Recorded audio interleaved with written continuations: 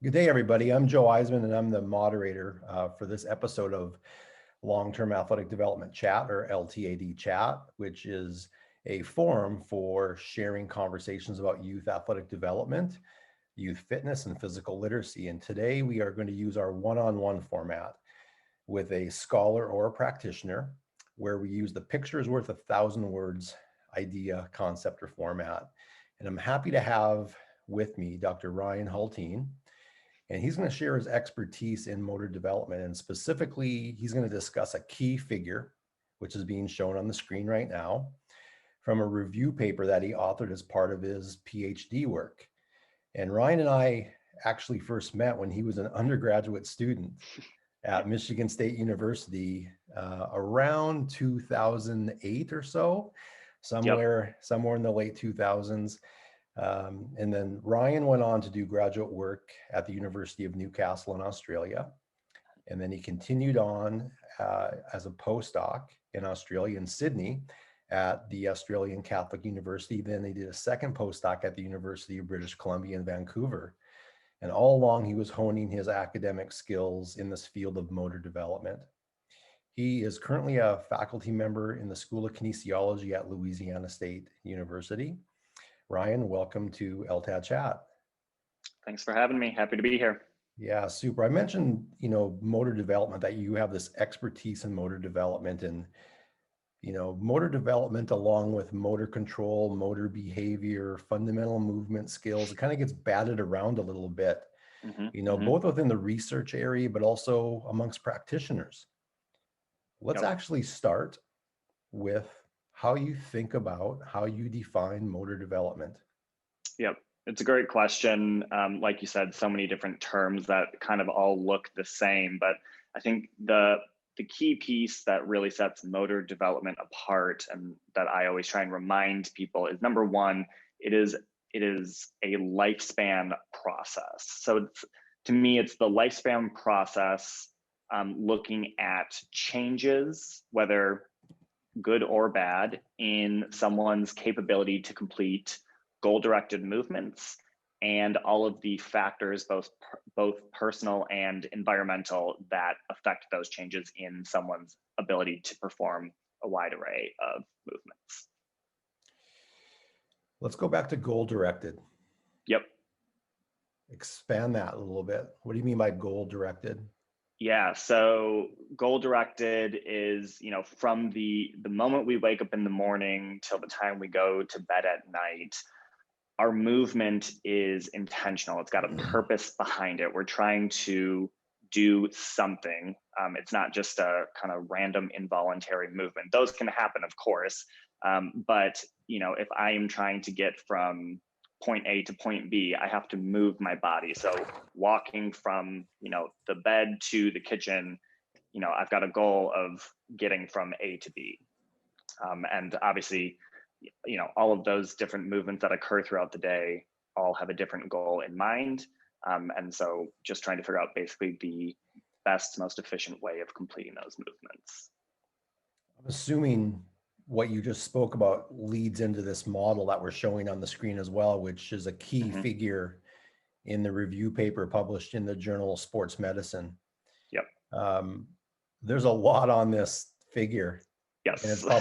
it's probably going to take you, a good 15, 20 minutes to get through it. So I'm just going to turn it over to you, and let's walk through this model and Yeah. the importance of understanding this model, especially for practitioners who work with young people. Yep. Absolutely. So again, if we keep in mind the fact that motor development is a lifespan process, at the very bottom of the figure, you see that first black arrow that talks about developmental time. So one of the key things that I wanted to get across with this model is movement skills are important at every single age.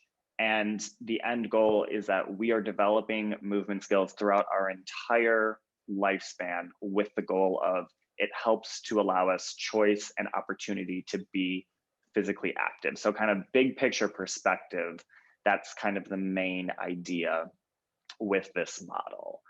And then if we start from kind of the left side of the model, moving towards the right side of the model, I'm trying to depict the progression of different types of movement that occurs throughout the lifespan, how that plays into physical activity. And then obviously at the bottom, we know that movement and activity don't just happen in isolation. There's lots of other factors and things like that that affect that relationship. So I guess the easiest way to start is if we go to, starting at the very left of the model. When we're born, we are born with reflexive movements. So these can be anything from the stepping reflex to the sucking reflex. These movements are primarily for the purposes of providing protection and being able to nourish ourselves. So again, from the moment we're born, we've got these movements that we are using and trying to gain information about our environment, and which eventually lead to the development of the next group of movements, which is rudimentary movements. So these are some of the first kind of goal-directed movements, I suppose, that we use to help us kind of explore our environment. So, you know, these are everything from reaching and grasping to crawling and creeping, moving around, being able to explore. And, you know, that all happens in a fairly short amount of time. Within, you know, within the first year or two of life, all of that is happening, and we're slowly starting to learn more information about our environment. Now, we're said to have kind of moved on from that period of movements once we're able to independently feed ourselves and also become mobile and be able to go from point A to point B, because those two key milestones are providing us with independence effectively. So that's, you know, that's the real key thing with that. After those rudimentary movements in this model in particular, one of the other things that I wanted to emphasize is this whole idea of a sociocultural or geographic filter. The main reason for really wanting to include that is to let people know that motor development is not a one-size-fits-all process. It is going to be different for each and every individual. And that's going to vary depending on where we are around the world, right? Certain movements have different meanings or different cultural importance in different areas of the world. So our development of certain skills will vary just based on where we live. Ryan, can I stop you right there? Yeah, Because go for it. I'm willing to bet that a lot of listeners are thinking right now, okay, socioculture, geographic, the environment's important. We need to expose our kids to a variety of environments and movement opportunities when they're young, right? Totally. Yep. So that they can continue to build on them, or if they miss that opportunity, they're never going to be able to reach their potential, so to speak. So any further comments related, you know, to maybe that type of a question that people would have? Sure. Yeah, I mean, I think obviously the one of the best things that we can do is providing as many different types of experiences and opportunities for anyone at any age. And the main reason for that is, you know, we're just trying to figure out what skills are going to provide each individual with kind of the best opportunity that will allow for success to be active. And I guess part of that kind of leads into that next box there on the slide about foundational movement skills. And if you're familiar with kind of the movement skill literature at all, you will have heard about fundamental movement skills. I'm using the term foundational movement skills. And so to some people it's going like, ugh, like another term that we're using, like, why do we need another term? And I kind of thought that way for a long time as well. But I want to try and convince people that it is intentional why I've used that term. And the main reason is that if we strictly look at just the definition of what these words mean, the term fundamental inherently means that you have to have something. So if you have a fundamental movement skill, it means that is a skill that you have to have. And I think that can be a bit misleading. So I'm using the term foundational to try and suggest that I'm always going to say that having more skills and being better at more skills is always going to be a good thing. Foundational gives the idea that you're trying to get that wide variety of experiences, opportunities, and skills, but you don't necessarily have to have competence in every single skill. More skills gives you more opportunities, but if I can't kick a ball, that doesn't mean that I can't be physically active. It just means that my choices in the types of activities that I might try or be successful in likely wouldn't involve that particular skill. But I could be a really excellent runner or cycler or, choose any other activity.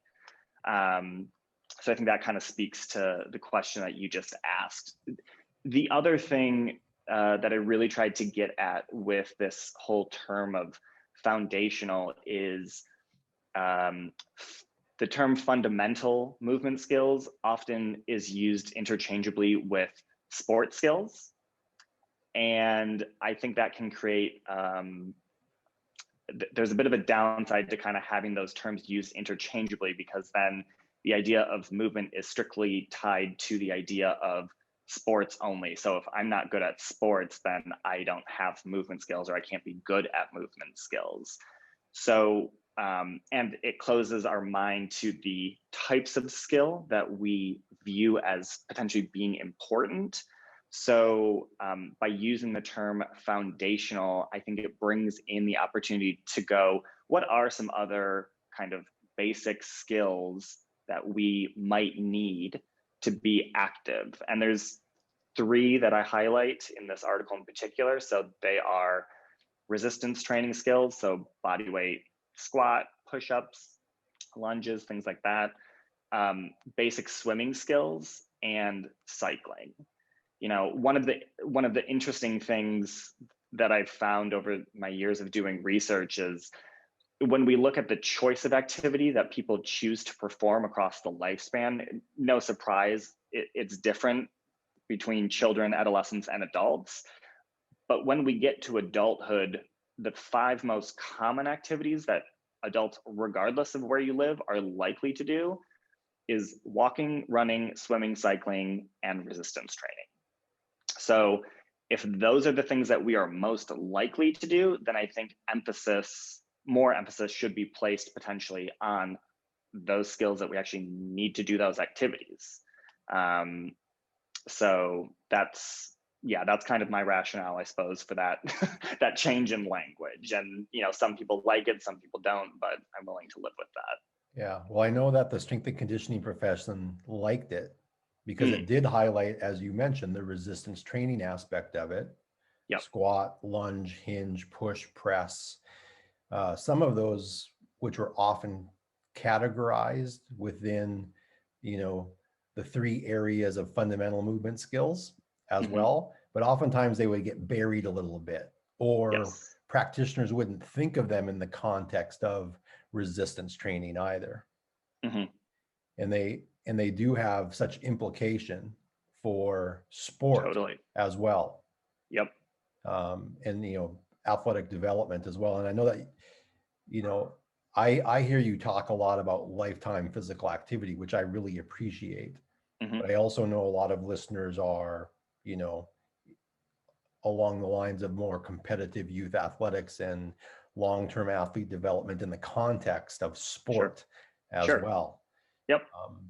But getting a wider audience to understand the importance of creating foundational movement skills in all individuals is really important as well.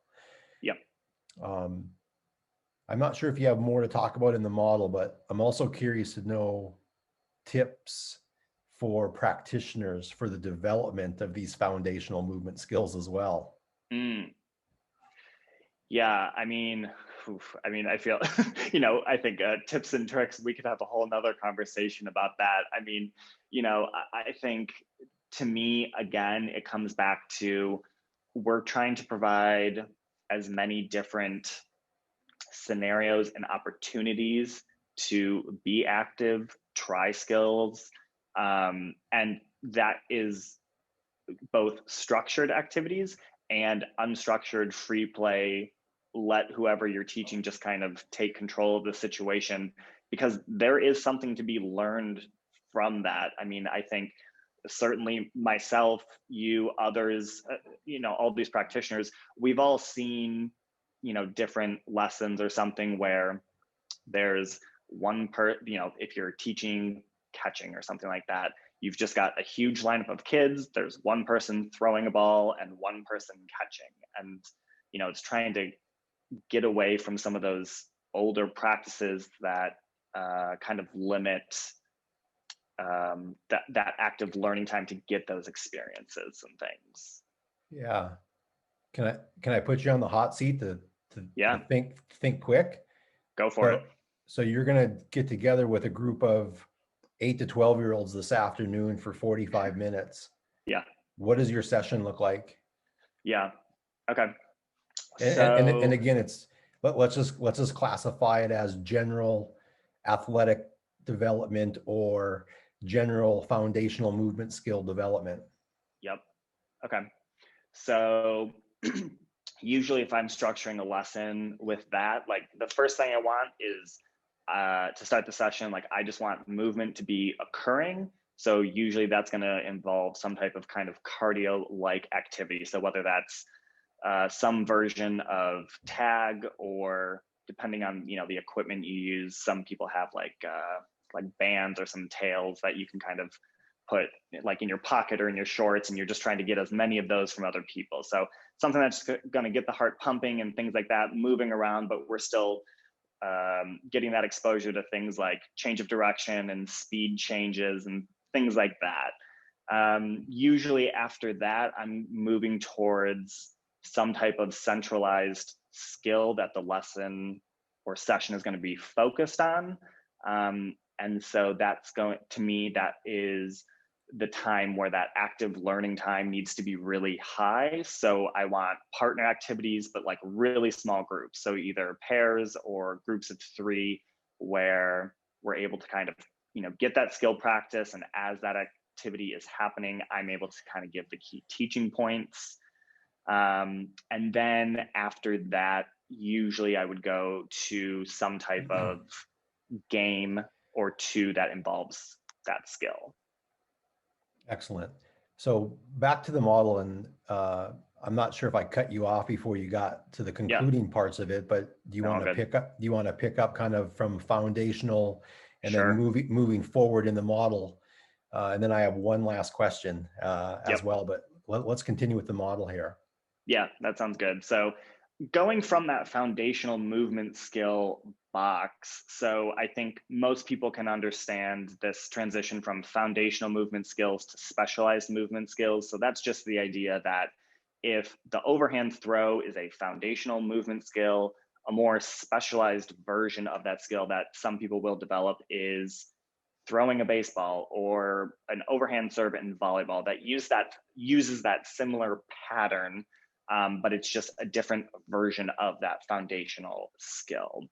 And both those specialized skills as well as those foundational skills, again, are providing opportunity and choice in those different types of activities that people can do, which will hopefully lead them to or allow them to be physically active across the lifespan.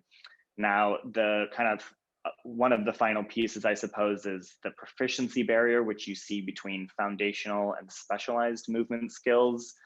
That's probably, I mean, that certainly comes more from like the researcher side of me, because the main idea with it is there some minimal amount of skill that you have to have in order to be physically active? So are there a certain number of skills that you need to be kind of good enough at that will allow you to be active? And that's kind of up for debate.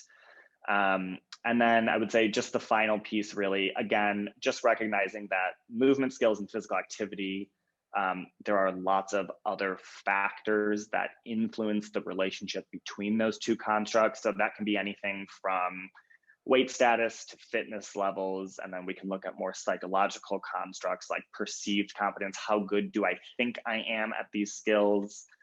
And we could even look at other aspects like motivation. How motivated am I to learn a new skill or to try a new activity? So that's pretty much the model summed up there. Yeah. Good. So the question is, and we talked about this before we got on, and again, I know that you do work in this area. Yep. And some of the listeners are going to be wanting to know about assessment. So if we go back to that, in my opinion, really critical box, those fundamental or foundational movement skills, how do we assess them? Right? Coaches, practitioners get so interested in assessment, they're going to measure vertical jump, they're going to measure speed, but now they've bought into long-term athletic development and they really know the importance of the process, right? But now they want to know, how can I assess fundamental or foundational movement skills? So I know this is a can of worms. Yes. But let's shed some insight on it. Yeah, so it's a big question, and it's something that, again, we could have like a huge conversation on. I guess the key points that I like to try and get across to people is, number one, there is no shortage of assessments that are out there and available for people to use. I think the key question, though, is how likely are people to use them and how useful is it? From the research side of things, I think we get pretty bogged down with trying to develop this super comprehensive, we want to assess everything as much as humanly possible. But realistically, that's not feasible for people as practitioners. So what myself and others are trying to do now is figure out, can we distill an assessment down to maybe 3 skills that's a bit more global in nature, and it can be done in less than 5 minutes? Because if we could do something like that, that gives that, the object control skills like throwing and catching. We have something that's a bit more functional, so being able to rise up from a lying down position and standing up, and some type of locomotor skill. We think people can use that, and that will kind of give them a quick estimate as to how someone is developing and potentially identifying some skill deficiencies possibly that need to be worked on, basically. Yeah. So for the listeners, if they want to find resources, right? And again, there are a number of test batteries that are available. Yep. If you want to maybe just name a few and/or how they can locate those, obviously we're always a Google search away from them as well, right? But yeah, maybe just mentioning a few, more common, reliable, valid test batteries that you have used and would suggest, and maybe, if you know other resources as well for the assessment of fundamental or foundational movement skills, that would be great. Yeah. So, I mean, an assessment that is a bit surprising to me, I suppose, but is actually showing some pretty interesting findings in terms of its relationship to just general levels of fitness and ability to be physically active.